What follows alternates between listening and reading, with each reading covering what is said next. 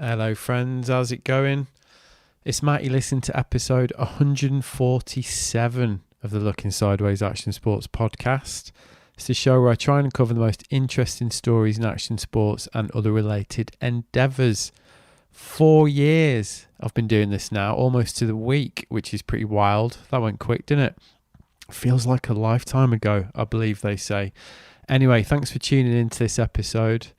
Hope you enjoy it. I sure did. It's round 2 with my friend Circe Wallace, and a total pleasure, this one. So if you follow me on social media or listen to the podcast at all closely, you may have heard me harping on about the fact that I've spent the last couple of months working on the latest volume of Curator, an independent snowboarding publication. And as well as editing the whole thing, I also wrote a couple of stories for this year's edition, one of which was an interview with Circe, who regular listeners will know I had on this show a couple of years ago. We got on really well during that chat and have ended up staying in touch and becoming friends, albeit in a very 2021 email and the occasional message way. Anyway, when it came to the Curator piece, I thought I might as well record it as an episode of the podcast, as well as use it as material for the story I did end up writing. And this episode is the result.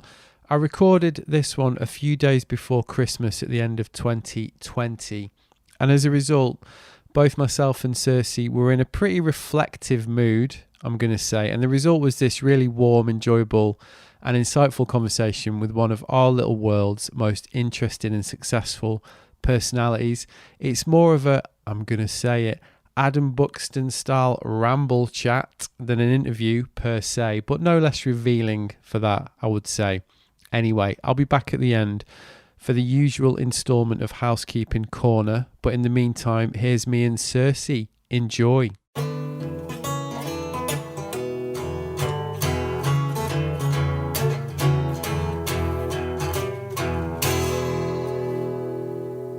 So funny, isn't it? Because we've been doing these, we've all been on Zoom for the whole year, and it's still just a hassle, isn't it?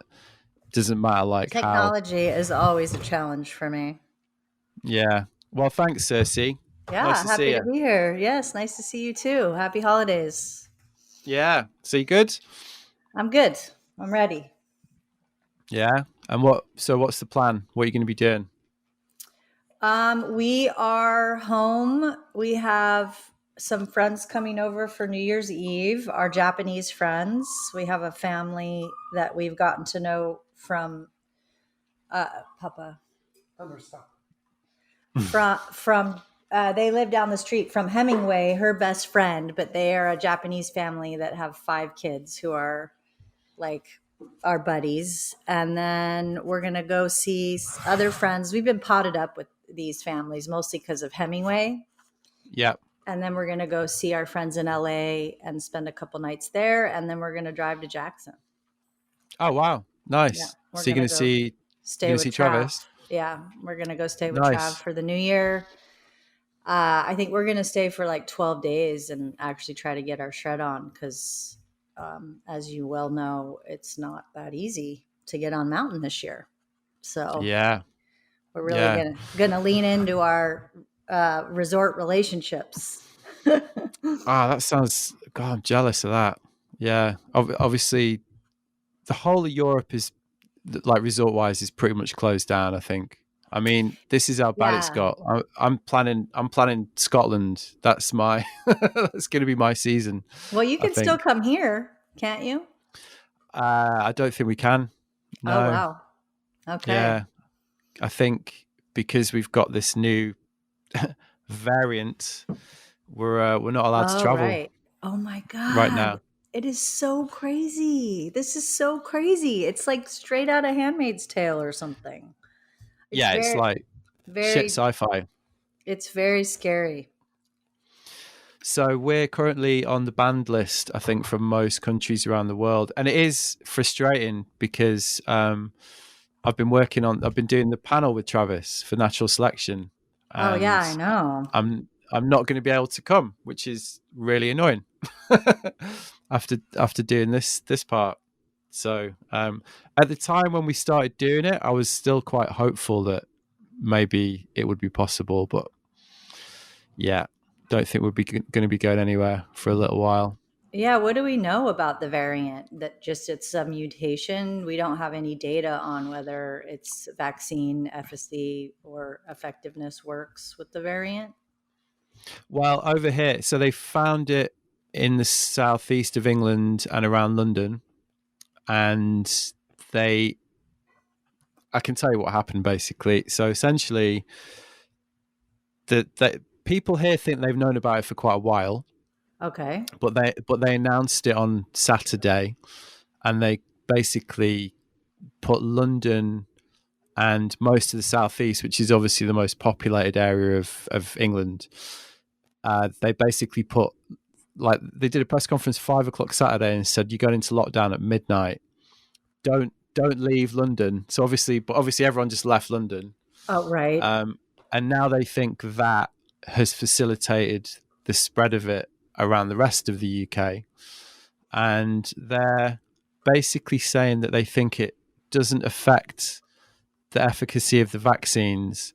But then about half an hour ago, just before we started talking, they did another press conference and they announced they found yet another variant, so a third variant from apparently South Africa, which is even more transmissible than the latest one.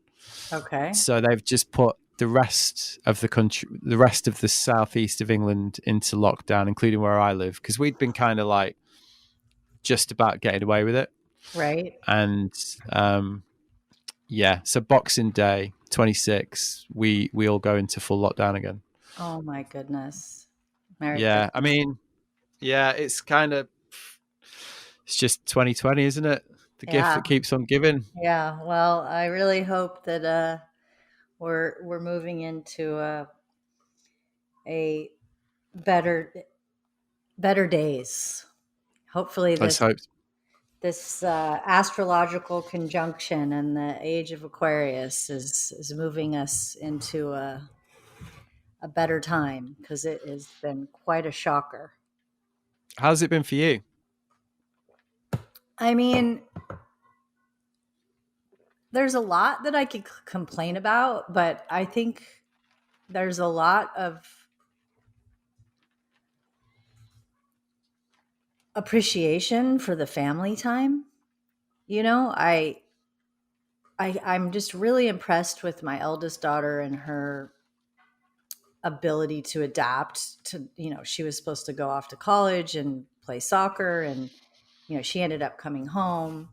She is about to go back on the first, but just having this time together, it was like a bonus year for us as a family. And there's been a recalibration of priorities that have been really wonderful.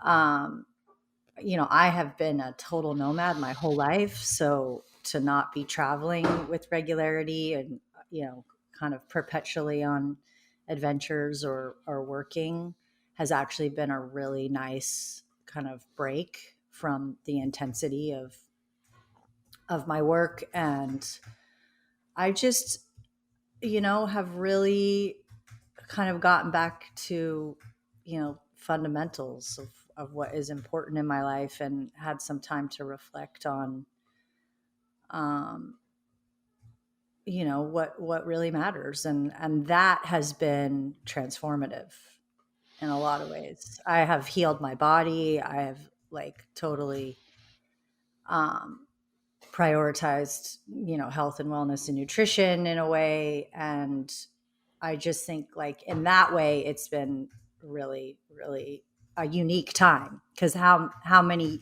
years of our life would we be able to really kind of tap out from the intensity? I couldn't tell you the last time I drove to LA.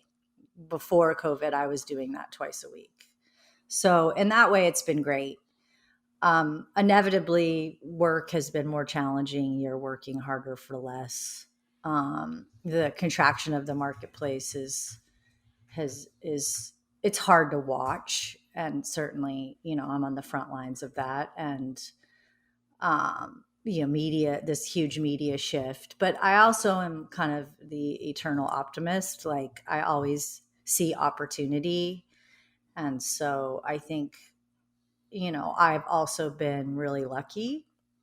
I have a paying job. Wasserman has been phenomenal through all of this. I have more appreciation for my employer than I've ever had.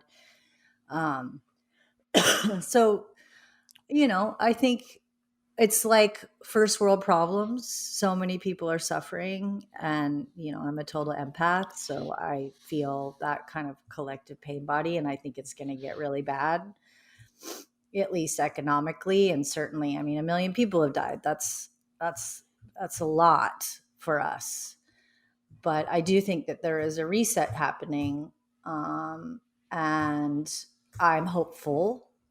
I also think that, there are some pretty intimidating challenges ahead of us, technocracy and, our wealth disparity in this nation is, and yours is just completely out of control. As you can probably see by this latest stimulus, like it really benefits the uber rich. Like there's just, there is some correction I think that needs to happen. And I'm also hopeful that, in American politics, if we can win Georgia, that, we will be moving in the right direction. I think inevitably there will continue to be challenges. We're living in a really intense time. We've just sped up, right? Everything's happening so fast. And as I get older, I want to slow down. So it's harder to keep up. But I'd say overall, we're doing pretty good. Yeah, it's interesting what you say about, this situation almost couldn't have been more perfectly designed to sort of show up the fault lines in, the government, like the systems of government that we have, the systems of economics that we have. I think the thing that I find really interesting is how people are still quite unwilling to, even in the face of this situation, it's still quite unwilling to kind of even countenance actual systemic change. People are still like quite happy to. I mean, I'll take the example of our country. My politics I think are pretty similar to yours. I'm pretty liberal, pretty left, and our government, although by no means as right leaning as yours, is still pretty right leaning. And even now, with what's going on, in our country right now, we've literally got lorries parked in the whole of, like mile long queues, supply chain issues. We're facing a no deal Brexit. We've got 60,000 people dead, like whatever, all those statistics. And Right. people are still really willing to give the benefit of the doubt to the people who've obviously done a really, really shit job. Yeah. And it's quite wild, really, isn't it? Because there's partisan politics involved, and sort of identity politics and culture wars would be a better way of saying it. Mm-hmm. But at the end of the day, people have still handled this really, really badly. Like in certain countries have handled it really well, and that's almost an inarguable fact, really. It's And it true. just goes to show how deep rooted, how attached we appear to be to these systems, even when we're essentially getting kicked in the teeth by them. Like, which is Yeah. actually really happening now. Like you said, 1 million people dead in your country, 60,000 dead here. The worst recession since the war. That those things are real, but everyone's like, oh, well, it's not their fault. There's a pandemic going on. You're like, well, it's Yeah. it's kind of a bit more going on than that. So, do you feel hopeful? I mean, obviously, I follow you on Insta, and obviously we chat a little bit. There was a palpable sense of relief coming from you when the results came in November. Are you feeling positive that there can be change? I am. Obviously, Georgia notwithstanding. I am. I think when Biden was never my first choice. I'm a big Bernie fan. So for me, it was, of all of the early candidates, I think Biden was probably the lowest one on the totem pole for me. But I think, yes, I mean, first of all, just to get rid of the administration that we currently have is a huge relief. It's so incredibly toxic and dysfunctional. It's like, you know, of course, I feel relief. Um, Hey, Hemingway. but I think the work is just getting started, right? And I think there is a lot of really dramatic policy changes. And, I consider Biden kind of GOP light, right? Which is why he ultimately got elected, because he was electable in that way. You've got your kind of conservative, you know, left of center politics or voters who really got on the Biden train. But I don't, I would have been so. It was so stressful. It was really like I feel like I'm still recovering from 2016 because it was such a shock. Like when the pussy grabber stuff came out, I thought, okay, that's it, right? Like you can't be elected to the highest office in the land with that level of lack of decorum and just blatant disregard for uh, just common respect amongst, your constituents. It was so incredibly shocking, and it just revealed um, how broken we are and divided we are as a nation. And then not knowing for those 4 or 5 days, like we really did not know. And I think I had some PTSD from the last election where, um, I really, you know, I wasn't sure. And when you had, really active um, participants at the highest level of government trying to kind of deconstruct the voters' will and blatant uh, efforts to oppress the Black vote. And um, it was so brazen. It Yeah, was so, I was gonna say the shamelessness of it was, and like the naked power grab that was going on was oh just my horrifying. God. Oh my God. And it is just like such a huge relief that at least, you know, we've also seen the cracks in our democracy through this process. And it is certainly my hope that, we will spackle those enough that we don't, we're not at risk for that kind of tyranny again in the future. But we have a lot of work to do. And I think that as long as we continue as a nation to prioritize um, corporations and productivity over people, we're going to continue to suffer. And I think that, I'm a big fan of the new Green Deal. And, the only way we're going to beat China is through technology and emotional intelligence. And I think that those two things could certainly converge in a way that allow us to have another great run. But it really does feel like this is the end of the empire. And I Yeah, don't know. I don't know how we, certainly your country was the empire for a long time. Then we took over. And I just think that there's radical shifts happening. But I also believe that, at least in my and my children's lifetime, there is a lot of reason for hope.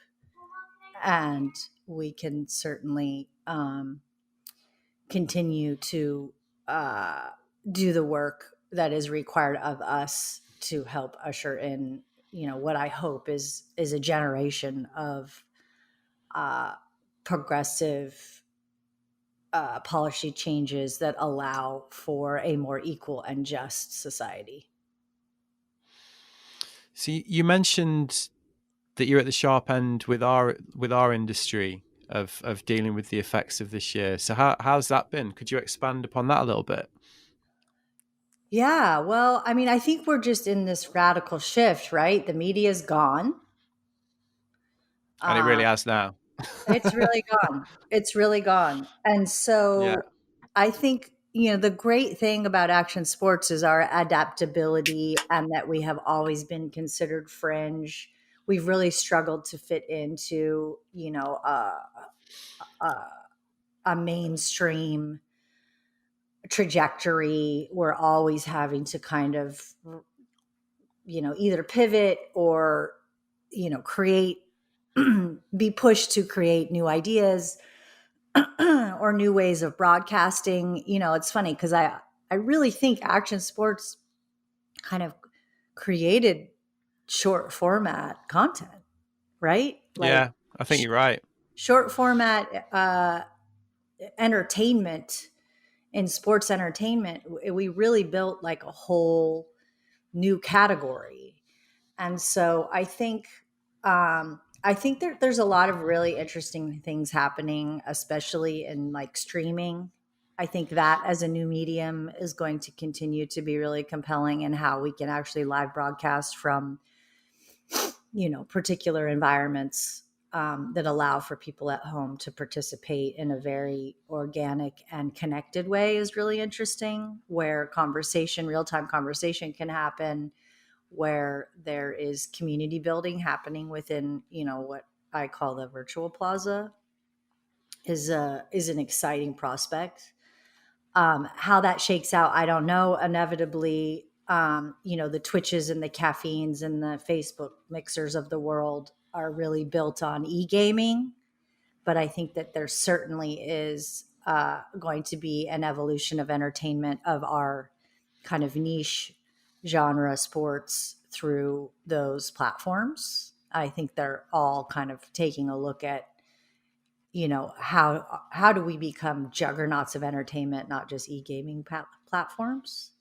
So, it's like with the contraction of, I mean, print has been going away for a long time, and now with, American media's demise of all of the endemic pubs, I think it also allows for, like Transfer Magazine and what you're doing and what Charlie's doing with Beach Grit. Like these are, in my mind, incredible opportunities for us to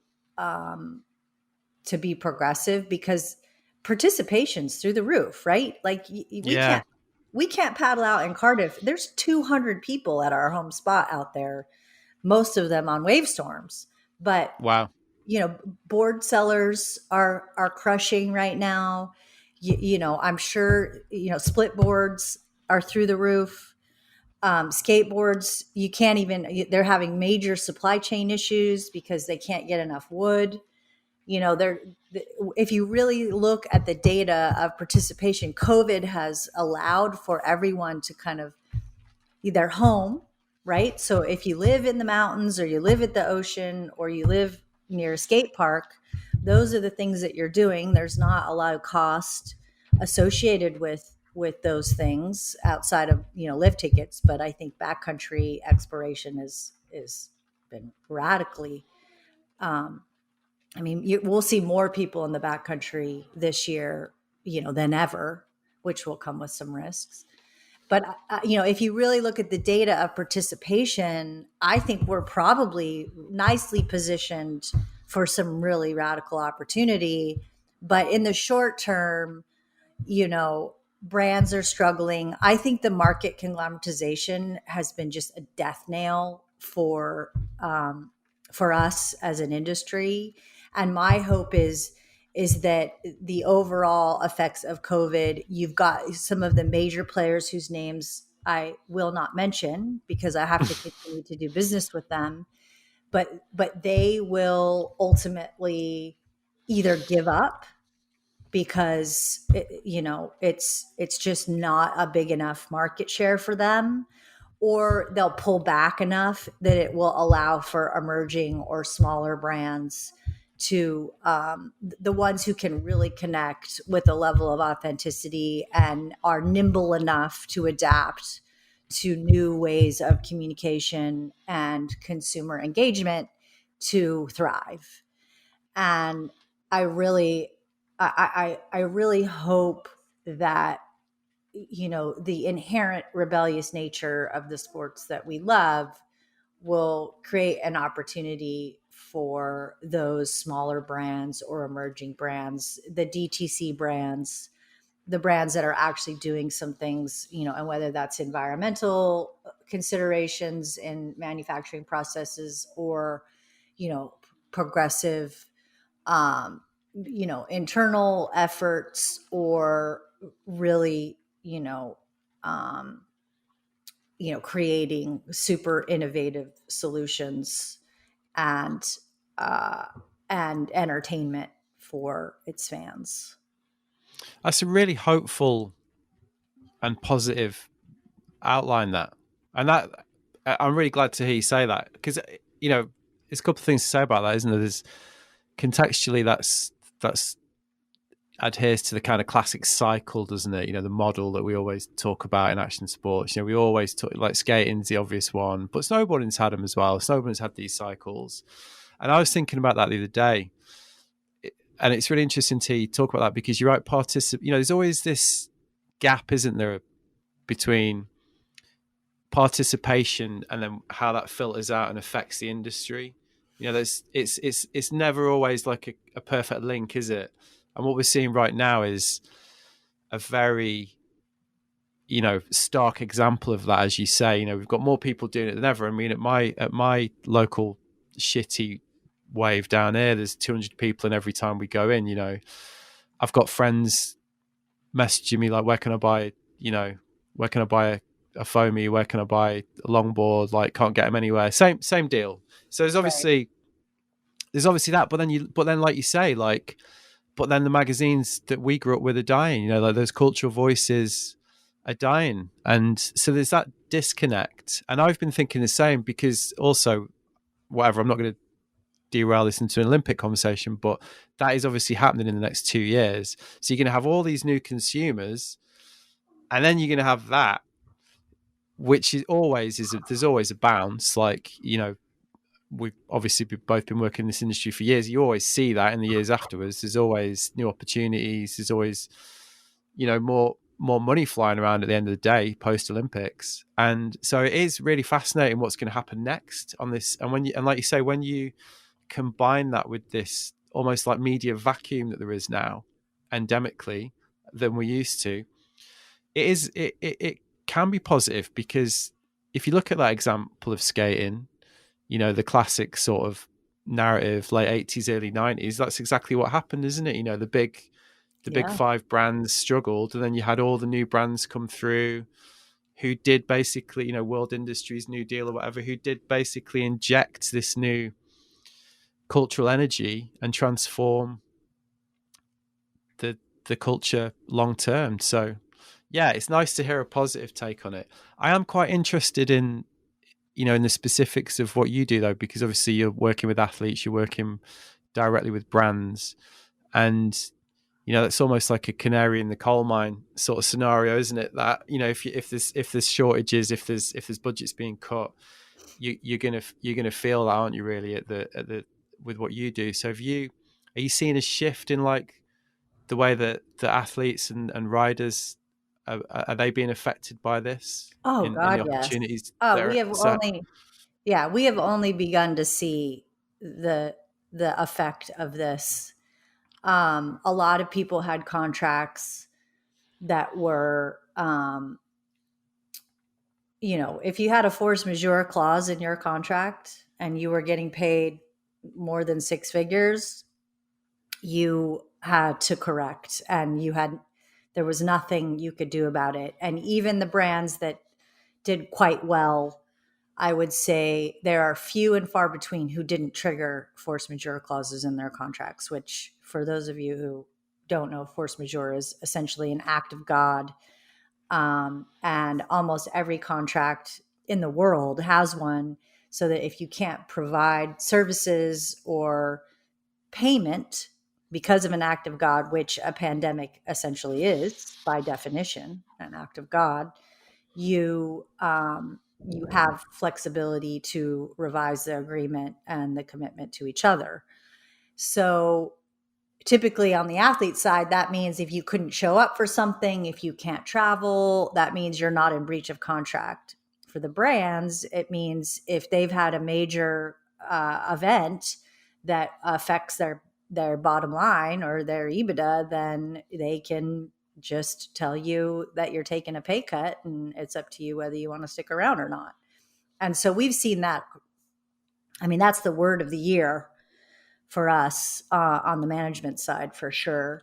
And even the juggernauts are utilizing it. So we've seen like a massive correction because, there was pretty robust benefit to athletes, even ones who weren't necessarily like Olympic hopefuls or are just, stars in their respective fields, through, content or entertainment.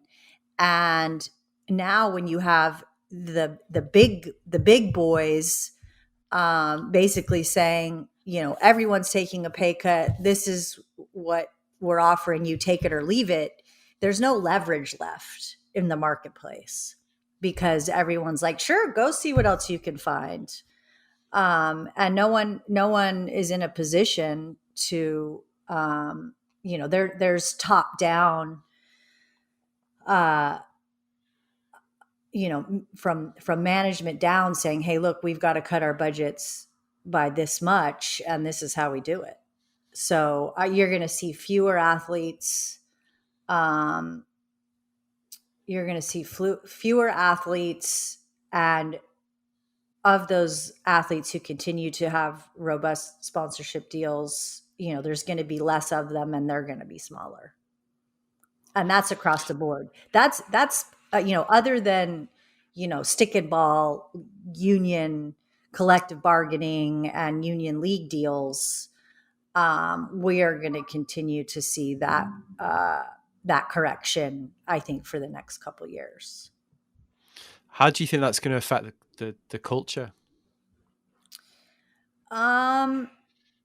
It's hard to say because as we discussed kind of the ebb and flow of action sports growth and contraction, you also kind of get to a place where, even in like traditional sports, you look at some of the other sports, that have had Olympic inclusion, or, look at gymnastics, or, you get to a certain point where brands don't have to pay as much. You have enough participation from youth or kids who, want to be stars or are inherently talented, that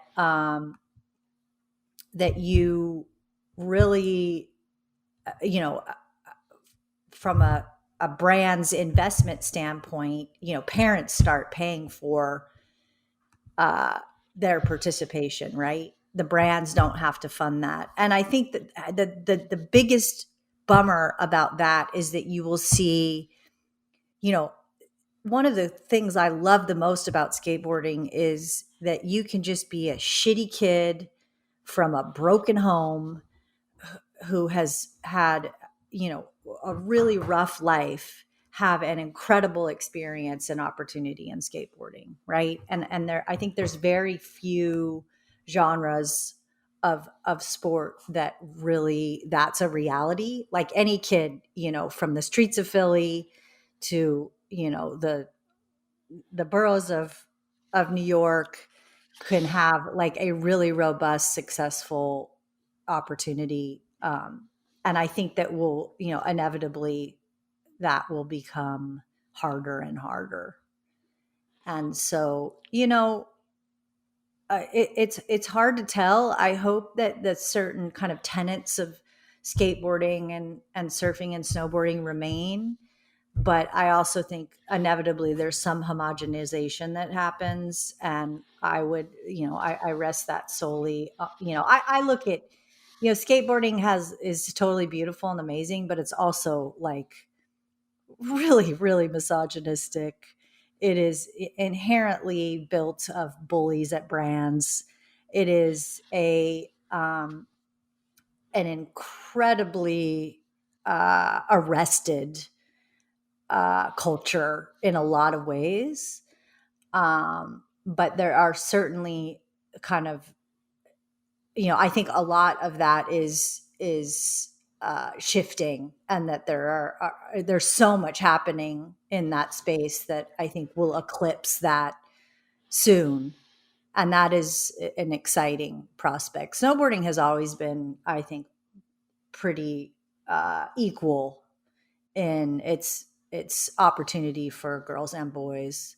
Snowboarding's already kind of hit that ceiling, in my opinion. Like, you have to come from money to, Yeah, I was going to say that. Like, it's already homogenized, as you put it, isn't it? yeah, And you can see, especially in like the North American mountain town culture, where it's it's traditionally there is a route for blue collar kids to like have lifestyles and find careers. That's kind of going a bit, isn't it? As as very obvious market forces like lift ticket prices go up, and like places get gentrified, and it does just push those opportunities out. Just as a bit of an aside, I mean, that's one of the consequences we're seeing in the UK of Brexit, actually, because that kind of rite of passage British kid can go and live in the mountains in the French Alps right, and work for a British company. That's going to go now, because those companies that have had, like, basically that could do that and could afford those opportunities are all going to get squeezed by Brexit. So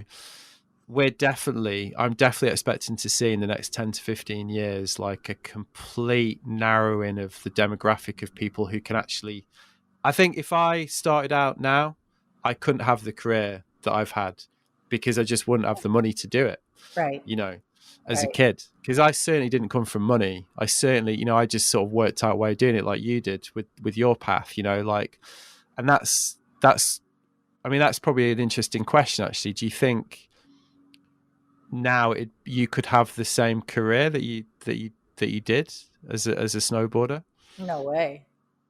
No which way. is which is all it's I mean, that's a really horrible thing, isn't it? Yeah, it's really That's sad. It's really sad. I because obviously your path was that classic, you know yeah, not your birthright, let's put it that way, but you found a way of making it happen, didn't you? I did. I did. And it's so funny.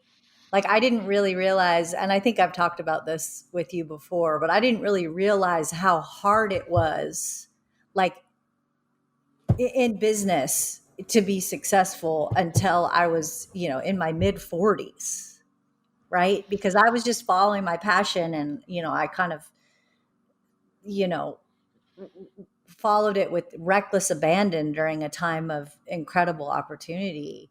But, it's so funny because I have so many kids ask me now, like, I really want to be in sports management. I have a degree from Syracuse, or, some prestigious college, and can I come intern for you? And it's just like, you know, that is the obvious path, but the ones that interest me more are the shitty kids who kind of fall upwards, who do the work and are interested and just super passionate about whatever it is that they're doing, to the point of obsession, right? And you know I have to continue to believe in some level, you know in the American dream, right? That if you want something bad enough, anything is possible if you put your mind to it. And I still believe some of that is true, but I have been definitely jaded by the reality of just the state of the world. And that is, legacy wealth, trickle down economics, a myriad of, um, of challenges. And, I think it is so much harder now, as someone who came from, poverty. I had totally loving, functioning family, but we had no legacy wealth. We didn't have any money, never owned a home. That it's really hard to break out of that. And it's becoming increasingly difficult. And I think it will continue to be a challenge. And that is truly a sad reality. And I think also that goes back to, our political landscape, and finding ways to create balance and equity for our next generation. Yeah, I had a bit of a rant about that on a previous episode, actually, at the end of one of the episodes, because what I found when I do the podcast is if I speak politically or post political things on Instagram, I'm always like, you know, people, you get to stay in your lane and all that. But even on this level though that we're talking about, it's just a demonstration of how politics does affect people's lives, even if something as glib and frivolous as ultimately what we do in the, like you say, in the wider scheme of things. Like, but these things do have consequences and in opportunities for people, and that is, if that's not politics, I don't know what is really. You know, That's right. that's a real thing, and that's one of the reasons why it's worth getting wound up about, I think. I do Really. too. And I think there's like a lot of cognitive dissonance, but like through all of this kind of election intensity, I really came to a kind of like an epiphany that there was really only three reasons that you would continue to want this particular administration to continue to reign. And that was wealth aspiration, right? There's something about like feeling a kindred with Trump that makes you feel good, like that. You know, he's rich, he's gaudy, he is all about wealth, right? So there's something about that that is aspiring to be wealthy, and that liking him somehow triggers something. So wealth aspiration, just racism, right? There's a ton of that, and that is a fundamental problem that we have, for 400 years in this country. And then three, wealth maintenance. So, you know, maintaining your wealth, your family's wealth, and being anti-taxation and giving advantages to corporations, much like trickle down economics, thinking that somehow that's going to end up with you, is favoring corporations over, I mean, who's mad about a $15 minimum wage?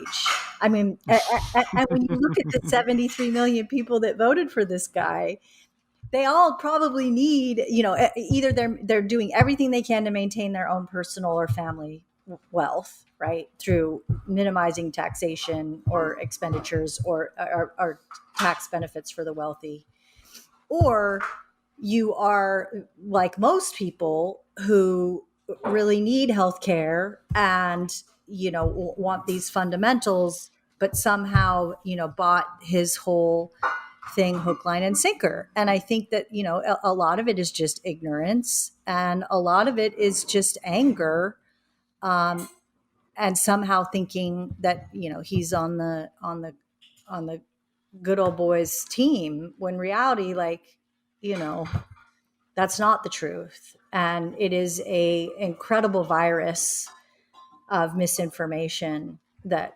continues to be a problem. And I hold Facebook accountable. I hold all the technocrats accountable to that. They play into that hook, line, and sinker. There's no question in my mind that that is probably our biggest threat. I mean, look at the hacking that's going on here at the highest levels of government from Russia. China is constantly up in our business. Like those are the real threats, in my opinion, that we continue to kind of ignore. And with Facebook's new rules and regulations, losing autonomy over our own bodies, medical and freedom, all of those things concern me deeply. And I think that those are going to be the major challenges that we have. The wars are going to be fought in technology, and that is where we really need to put our attention, because between finance and technology, that is the next biggest threats, I think, to our cultures and communities. Cool. Well, I should ask you about some snowboarding stuff, really. Cool. So Yes. you got the gist that this is also for Curator magazine, right? Hmm. Yeah. So Taz, he still wants me to ask you this question. Like, I think the question about weed is basically, do you think weed has a part to play in this type of theorizing? As in, like someone like Nicholas, who's obviously smoked a lot of weed. Oh God, Um, no, that's ridiculous. yeah, I mean, The that's idea why. that the idea that cannabis somehow triggers some kind of mental, I mean, no. Yeah, that's why I not really asked you that question. So I think we'll skip that one. I mean, Um, I'm happy to answer it. I think if someone really wants to discuss that, then let's dig in, because I feel very strongly that, you know, the that cannabis legalization is a an opportunity for healing and real healing modalities. And I feel the same way about psilocybin and MDMA used in a therapeutic capacity, much like ayahuasca or DMT. Like, I really, really, really believe strongly in natural healing modalities yeah, and things that are from the earth, plant-based medicines that have been used for centuries, if not, thousands of years, which I think is testament. I mean, once we know that William Shakespeare smoked cannabis, like, there's an expansiveness and an opportunity for growth that these kinds of plant medicines allow for. And we have been destroyed globally from big pharma. We do not take holistic approach to healing, um, by and large, in first world environments. And big pharma has become such a big business that we are not solving problems and real root cause issues, whether that's physical, mental, or spiritually, through big pharma medicine. And I really, that is not saying that medicine and science aren't real. There's no question in my mind that advancements of humanity and the human potential is radical in terms of the things that we can solve. It's like a convergence of a toxic, industrialization, and toxic output, environmental toxicities through carbon, emissions, and GMO foods, and all of the things that we're taking in, parabens in our beauty products, sulfates and phosphates, glycophosphates, that's in everybody now, right? Like, we're it's in our bodies. It's created by us. We're passing it on generationally, and it is a carcinogen. This is fact. This is science. And so finding ways for us to heal our bodies, and nurture our bodies and what we take in, like, all of those things play into our overall health. And we have kind of been programmed to think that we need to go see a traditional medical doctor for most of our issues, when in reality, what they prescribe tends to be like a band-aid, but comes with a myriad of side effects. And opiates as a painkiller, as a perfect example, right? Like, that it was, the opiate problem is really rooted in, you know uh the pharmaceutical industry's bottom line being more important than helping people who were in pain. yeah, of course. Yeah, I mean, you could, like you say, agriculture, the drug industry, the pharmaceutical industry, riddled with examples of capitalism run amok, and And so this essentially, goes this goes back to my statement around, you know um weed, you know it does have issues, right? We know the brain's not fully developed till 25. So you shouldn't be consuming opiates, nor should you be consuming cannabis or anything else that alters your mind before it's, in God's, perfect makeup of the incredible thing and all of the nuances that make up our human function. Like, it's radical, right? That we even walk the earth and have critical thinking.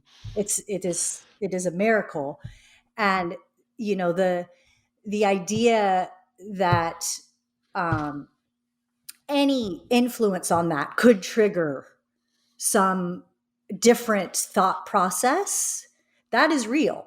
I totally believe that. But I Yeah. think by and large, certainly cannabis solves more problems than it creates. And whether that's pain relief, non addictive pain relief, which we need that solve, right? There's Yeah. no question. And there's science to back up, that THC and CBD, and that's just the beginning, really do turn off some pain receptors. And we have what's called an endocannabinoid system in our bodies.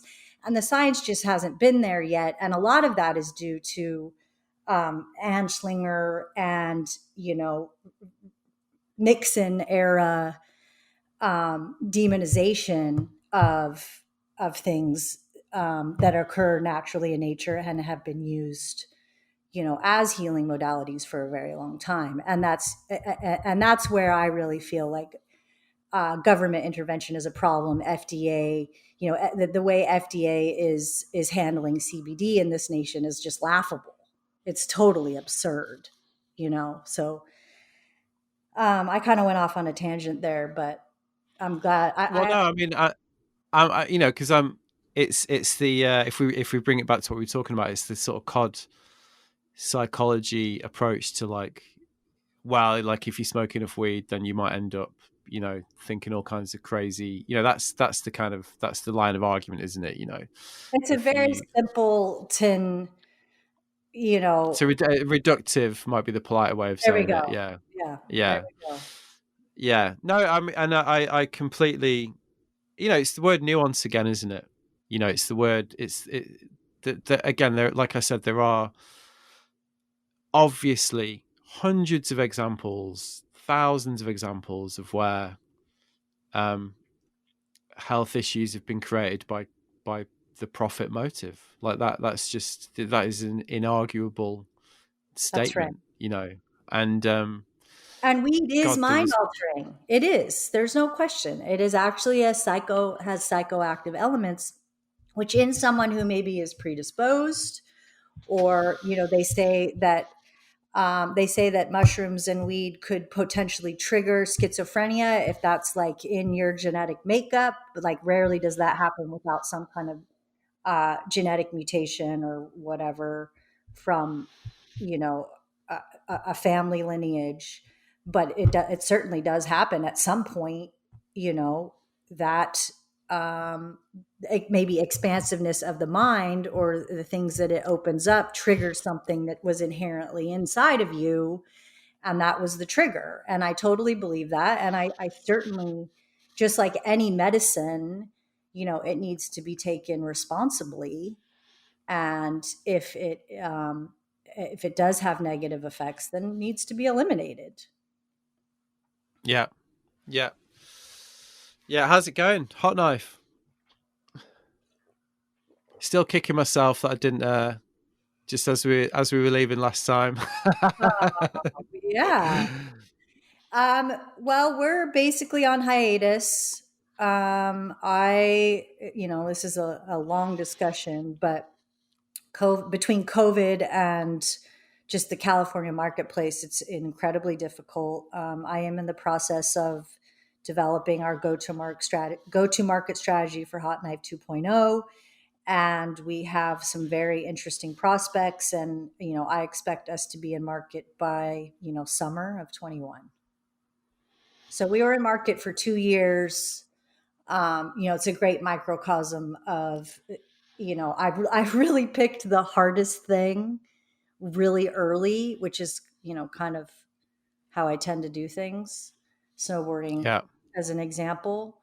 Um, and, I've spent 5 years really learning how incredibly challenging it is to build a brand in a regulated space that still hasn't been defined in terms of its regulations. Right.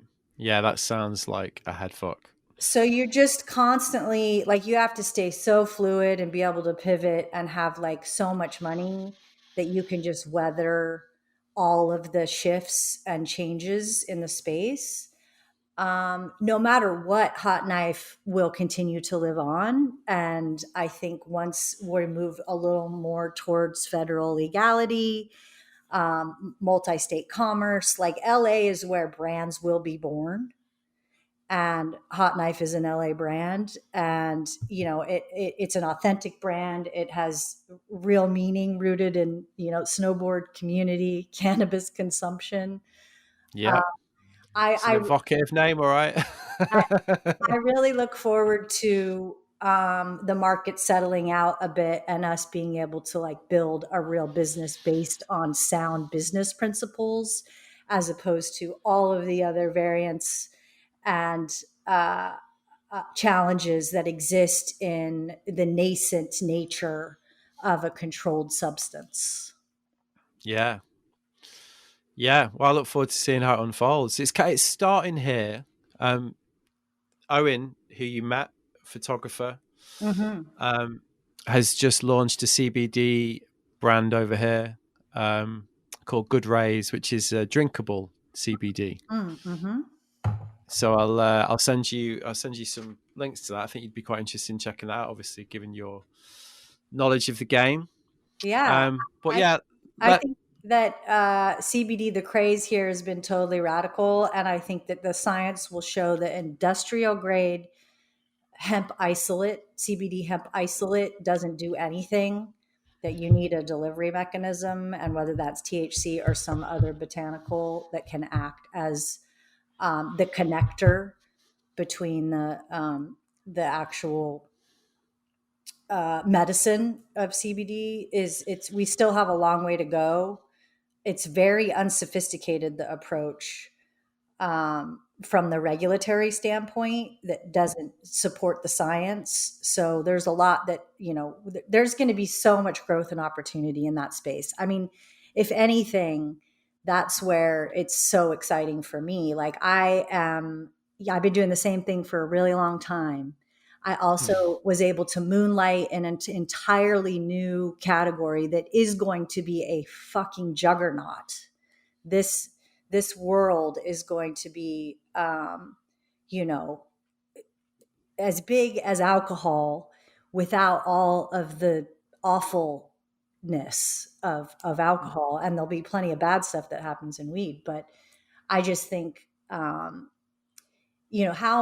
many, it's like tech, how many times in your lifetime does something come along like this that is also perfectly aligned with my progressive belief system, which is yeah, that this is an opportunity for Black and Brown people um, to participate in a meaningful way in an industry that has demonized them and institutionalized prisons and the business of prisons through the criminalization of something.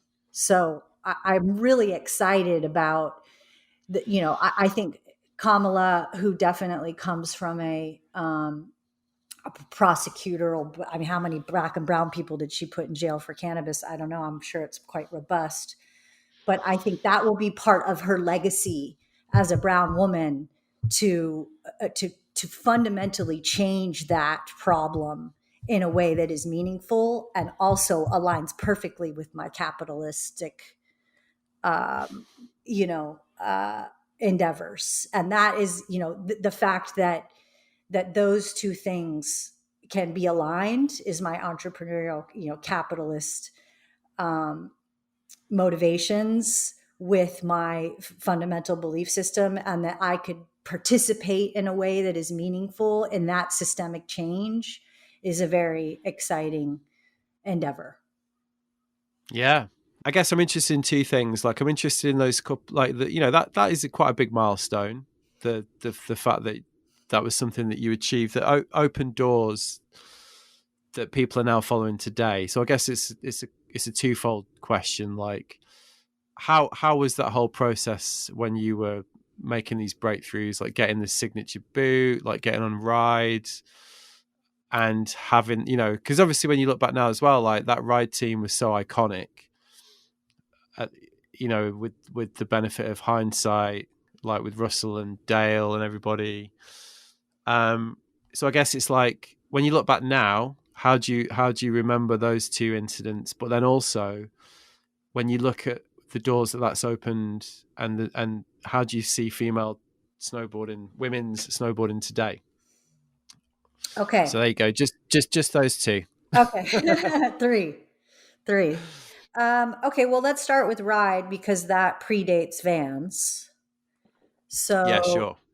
I left Mervyn. It was kind of like I had been Jamie Lynn's girlfriend. I had been in Roadkill. I was kind of starting to finally get some attention. Um, Jamie and I broke up. And part of that for me, I think, was some independence from Jamie. I really felt like I was living in Jamie's shadow and that I was never going to be fully realized to my potential from a public perception as Yeah. his girlfriend. It just wasn't. He was just so good and so beautiful and charismatic and talented and artistic, and it was just, there wasn't room for me to shine in his shadow, and that wasn't his fault. It was just um my fierce ambition to get my moment in the sun. Like I wanted to be loved and seen. And I felt I wasn't going to be as long as I was on his arm. And that's really sad because he's one of the great loves of my life. And I love him dearly to this day. And, I'm happily married, but Jamie's the one who got away. And That's your 20s though, isn't it? You make those decisions in your 20s, don't you? yeah, yeah. And, I don't regret them. I'm the person that I am today. But, that's like the real heartbreak of my life, and that I made a decision, based on ambition or whatever over, what kind of life we could have had together. But we both had to just go our separate ways. And so we Yeah. did. And um, so part of that was the opportunity that presented itself at Ride. I was on Mervyn, I was at LibTech, and I was just on Flow, and I think they helped with entry fees and stuff, and I'd had some real results. I won the Northwest Series overall a couple times, and I won like a couple things in Japan, and I was starting to get a little bit of heat, and so I met Tim and Steph, and I met Tim when I was in Japan. He was there with Ford, and we shredded some trees and just had a fun time. And then we just kind of started conversing about the opportunity. They were Seattle based. Obviously, that's where I lived. And they welcomed me onto the team. And it was like just a once in a lifetime opportunity, especially because it allowed me, a whole nother adventure with the ride team, which was made up of all of these incredibly fucking fantastic dynamic personalities, from Russell to Dale to Jake to Ford to Nate Cole, like so many. It's a real moment in time, that team, isn't it? Now, when you look back, Oh my it really God. like really sums up a period in snowboarding, doesn't it? It really does. And I got to participate in that, independently of any relationship. It was mine, and I got to establish those relationships. And Tim and Steph were like, became, I mean, and still are like my family. Like I ended up living with them. I'm in my very early 20s, 19, 20, 21 years. And so, and then just the creative energy and the unity of that team dynamic was something that I hadn't really experienced before. And it was just so much fun. It was like we got to, it was wild and crazy and completely out of control, but also, it's like a rock band. You make really good music for a minute, right? And that was what we did. And I think we're so colorful and playful, and really took from the kind of skateboarding playbook in a way that no one had up until that time, I think, at least in that way, that kind of street culture. So Yeah, it was like it's a bit reminiscent of everyone jumping ship to form Plan B in some ways, wasn't it? It had that kind of energy to it, didn't it? Like Russell leaving definitely. Burton and like an independent new company that defined something about the spirit of snowboarding at that time, didn't it? Essentially, Yeah, we were like, the poster boys and girls of Blunt magazine, and yeah, you know the core and end.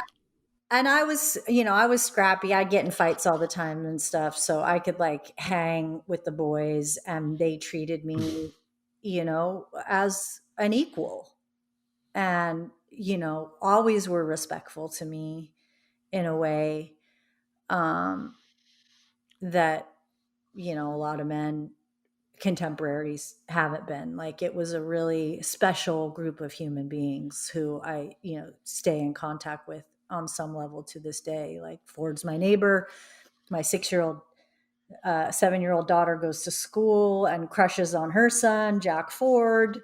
And I see Russell Amazing. on occasion. Tim and Steph live in Encinitas. Dale lives in Laguna, and I see and get to talk to him somewhat regularly. And then Jake is, perpetually elusive, but we do connect on occasion, and I just have nothing but loving feelings for all of them. And that chapter in our lives was just a really, really fun ride. Yeah, amazing. And then you did. So then the Vans thing happened after this, obviously, like you said. Were Yeah. you So aware I of had, like were you aware of the fact that that was like quite a significant thing at the time, like that was quite a groundbreaking thing?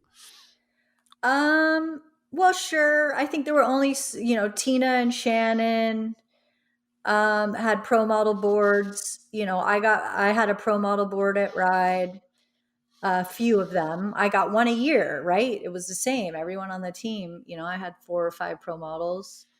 And uh, that was, I put a lot. I really, really dug into the technology and working with the designers to get a tighter turning radius for smaller feet. Like, really trying to do my part to find tools and evolution of products that worked for me, and hopefully would then apply to other girls. And so Vans just evolved kind of naturally. Cheryl Lynn was a rep for them, and Jamie and me and Palmer were their kind of big move into snowboard boots, and brought us all in. And I think our contracts were probably pretty similar, which in retrospect is really cool, in the early 90s. um, Yeah, and I got to work on designing my boot, which was the first boot made on a women's last. Vans at the time was run by the Schoenfelds. It was basically like a family business. Obviously, Steve Van Doren and his whole family were there. But I think it was Walter Schoenfeld and his son Gary who ultimately took over, and then they sold, you know, much later. But it really was run like a family business. And Walter was an exceptional CEO. He was an elderly gentleman, but he was excited to have a woman in the mix. And I think, Cheryl really championed those deals for us. And also, like, her being in charge of sales and kind of helping this happen internally and really advocating for having a girl boot, um, we couldn't keep them in stock. Like my boots sold out, every season for, for quite a while. And the income from that actually allowed me to buy this property in Cardiff, which I built a home on and live in to this day. Both of my children were born in this house, and I always say this is the house that Snowboarding built. Which is amazing, isn't it? I mean, what a brilliant. Yeah, I mean, how obvious thing to say, but that must be pretty satisfying to Yeah. to be able to be able to kind of think about it in those terms. Yeah. At 26, I bought the property. So I think, I had moved a lot around as a kid, and actually having the resources, and my stepdad helped me identify the opportunity, but to actually literally dig roots somewhere was really an important exercise in my adulting. Yeah, significant moment for sure. And really Vans did make that happen for me. I mean, obviously I made it happen for myself on some level, but the opportunity to actually build a product made for girls and women with my signature literally on it was, yeah, it was definitely a career highlight. So when you look at women snowboarding today, like given the sort of range of experience, how do you feel about it? Do you feel like those? Do Nothing you but feel like there's? love and appreciation. Like everything I have in my life, my children, my home, the joy that I get in moving my body, the expansiveness of nature, the relationships that I built, the community of snowboarding. I mean, I'm going to cry. It's an incredible gift. I I can't believe my luck. It's like you said though, you made your own luck. Yeah, well, it's all relative, right? Call in and do the work. Yeah, yeah. I mean, but it's not like you woke up with the Vans boot lying at the end of your bed, is it? No, I worked really hard for it. But I wanted it really fucking bad, Yeah. I wanted, it's funny, like through all the personal work that I've done over my lifetime, like when I really get down to it, like all of my ambition is just wanting to be seen and loved or liked. It's all just, or respected. Like I've always just had this need uh, to have a legacy, I guess, to give life all it's got. And so that's something that you've understood. You said through the work that you've done. That's something that you've come to realize as you've done that work and got older. Mm-hmm. Do you know where that comes from? I don't know, probably some childhood stuff, you know. I don't know, I think we're just born with these constitutions. Like I have two kids and they're just totally different, right? Like one's needs and desires are so totally drastic different from the others.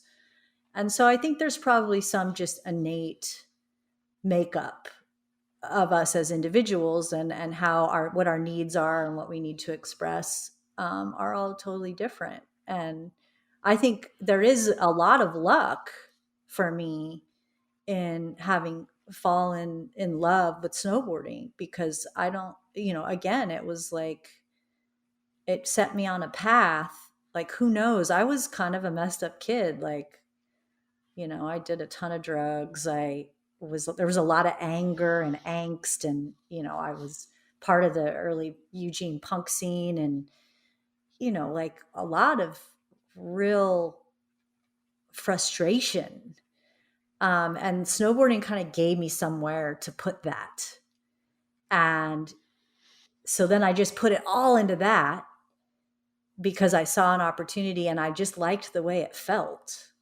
I had been skateboarding for quite a while when I discovered snowboarding. So it was a natural evolution, but skateboarding really hurt, and it was like, I had shinners forever and, broken hands and arms. And, it was just like, and then I found snowboarding and there was just something about the fluidity of it and a good powder day. And it's just a totally different sensation where you can just really open it up, where skateboarding, like, yeah, we'd bomb parking garages or hills or whatever. And it was fucking death defying. Like, you have gravel in your hands and, knock teeth out or whatever. It was just, I'm still, I was a girl, a woman. Like there was some fragility that snowboarding, I could just kind of let it rip. And I found a complete expression that transmuted that angst into just total joy. And also a motivator to learn tricks or work on style or learn how to buckle in on the binding my binding in at Baker to keep up with the boys doing lines. And then that just kind of naturally evolved into a career. And that's luck. Yeah, I mean, that's the classic, the harder I work, the luckier I get sort of thing, though, isn't it? It is luck, obviously, because I think all success comes with a large slice of luck. Yeah. In a lot of ways, there's always moments where things happen that put you on a certain path. That's obviously, everyone recognizes that, but like I say, your path certainly wasn't preordained, was it? It comes back to that thing we were talking about earlier, opportunities, and like, you definitely forged your own path. Like, from where you started to where you are now it's not like that was, no one's going to have said to you when you were a kid that was where you were going to end up. You made that yourself, didn't you? Yeah, so I think luck is certainly going to have been part of it, but because it always is at the end of the day. But I don't think it's all down to luck, is it? Really? Yeah, and I guess I also look at luck as a way for me to keep gratitude in my sights. Like I'm always feeling like, even in my darkest days, like I have stuff to pull from that allows me to show up in a state of gratitude. Even in those challenging times. So there you go. That was me and Circe, and I hope you enjoyed it. Now, as mentioned at the beginning, if you want to read the story I wrote off the back of this chat, you'll find it in the latest volume of Curator, which is now available to pre-order or even order, depends on when you listen to this, doesn't it really? So head over to the website. I haven't written it down, so I'm going to look it up now. Curatorpublishing.com. That was going to be my guess, but I thought I'd better get it right, just in case you do want to order. What a pro, eh? I did have 25% off the latest volume, but that's only available to subscribers to my newsletter. So if you're already a subscriber, you've probably already, taken advantage of that. 25%, that's quite a, it's a generous reduction, that, isn't it? If you want that type of offer in the future, and also my fortnightly 10 things emails, got many thousands of people on that list now, sign up over at my website, www.wearelookingsideways.com, where you'll also find full show notes to this episode, the full archive, the blog, and what in the trade they tend to refer to as an absolute shitload of content. So go and have a gander. All right, housekeeping corner. So if you follow me on Instagram, I'm at We Look Sideways. You might have noticed quite the debate taking place on one of my recent posts regarding the topic of surf localism. Now, before I say any more, Let me say that I am fully aware that greater minds than mine have been grappling with this localism question since, well, the dawn of time, really. And I don't think that is overstating it.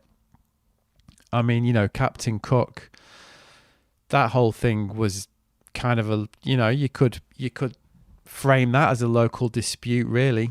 Anyway, people have written books about it, and even off the back of this post, listener Rebecca Olive sent me 2 fascinating studies on localism that links the practice to place-based pedagogies and ecological sensibilities, while another writer sent me a piece they'd written on localism. The point is, it's well-trodden, poured over territory, this. So me posting on Instagram and saying, hey guys, shall we chat about localism with the jazz hands out, is obviously quite presumptuous to begin with. And a few people did comment on that. Fair enough. I mean, I also should acknowledge that, to be frank, I am a proper kook when it comes to surfing. I mean, I can surf, but I'm not exactly amazing. I came to it pretty late, surfing, that is. Not really properly taking it up until I was in my early 20s. So, in a lot of people's eyes, I'm forever going to be a Val. My point is, I didn't grow up steeped in the culture like a lot of people did. And as a result, my reference points can be decidedly boomerish and dad-like. Owen Tozer, for example, who grew up nicking copies of Surfer from the local newsagent and annoying all the local surfers at Bantham, and hence served a classic surf apprenticeship, which was cited quite frequently in the comments on this post, is forever taking the piss out of my kookiness when it comes to surf views, even to the extent of things that I share on Instagram. He'll be like, fucking kook.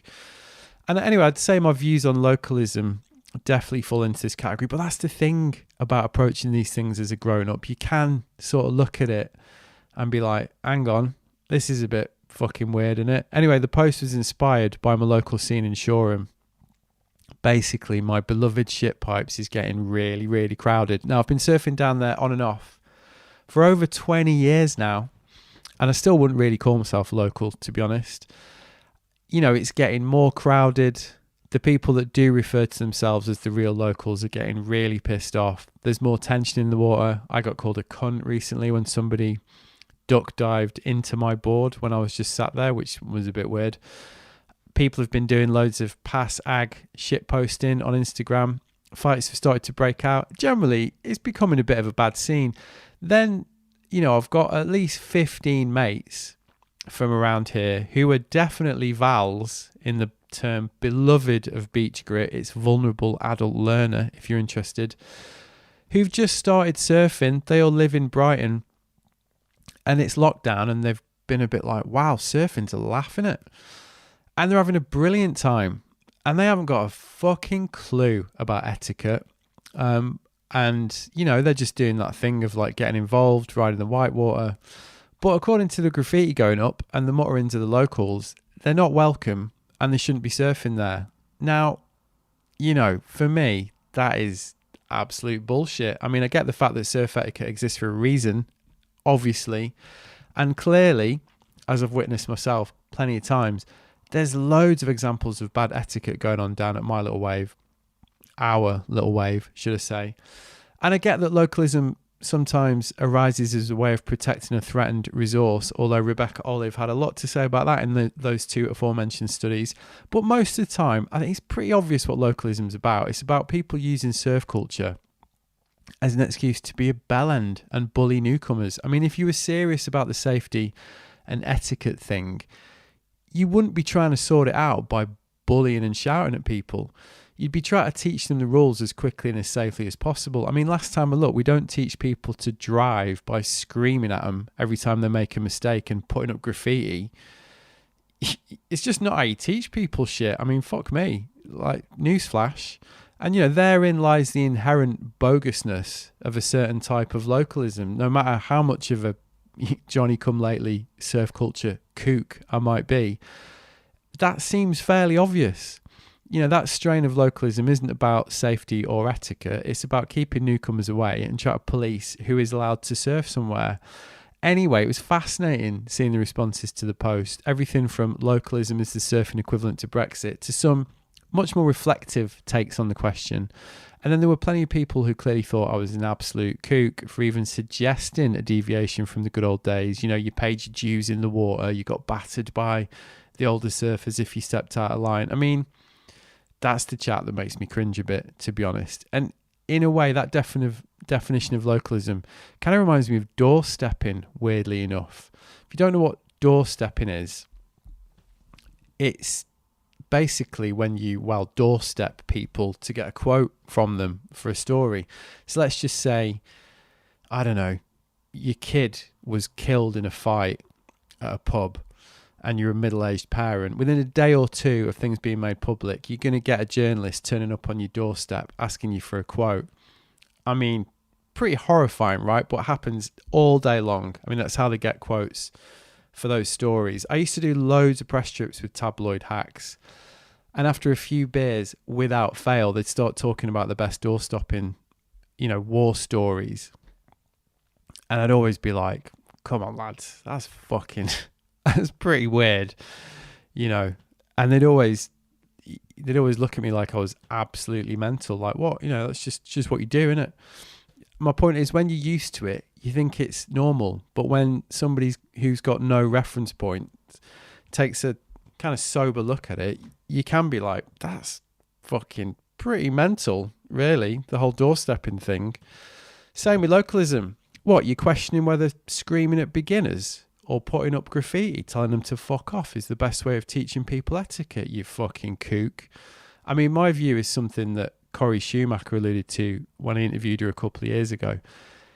Those days are over, especially in the UK. And if you think it's busy now, just wait until surfing's in the Olympics. Then we're really going to have a problem.